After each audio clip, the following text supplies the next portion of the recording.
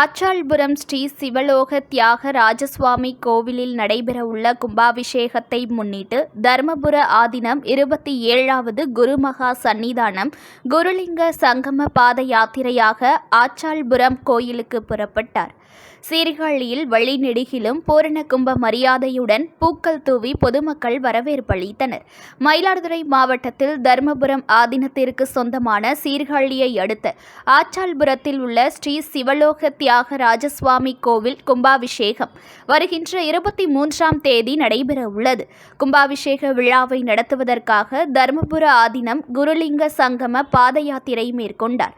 தர்மபுர ஆதீனம் 27வது குருமகா சன்னிதானம் ஸ்ரீ மாசிலாமணி தேசிக ஞான சம்பந்த பரமாச்சாரியா சுவாமிகள் பூஜா மூர்த்தியான சொக்கநாத பெருமானுடன் மற்றும் ஆதீன கட்டளை தம்பிரான்கள் பக்தர்கள் புடைசூழ யானை ஒட்டக முன்னே செல்ல குருலிங்க சங்கம பாத யாத்திரையை துவங்கினார்.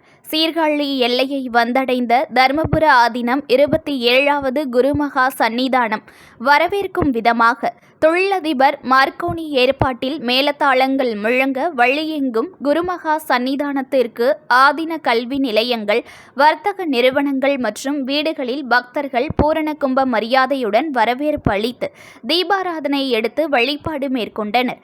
இரவு சீர்காழி சட்டநாதர் கோவிலில் கட்டளை மடத்தில் பூஜைகளை தொடர்ந்து நாளை புறப்பட்டு ஆச்சாள்புரம் சிவலோக தியாக ராஜசுவாமி கோவில் கும்பாபிஷேக விழாவில் பங்கேற்க உள்ளார்.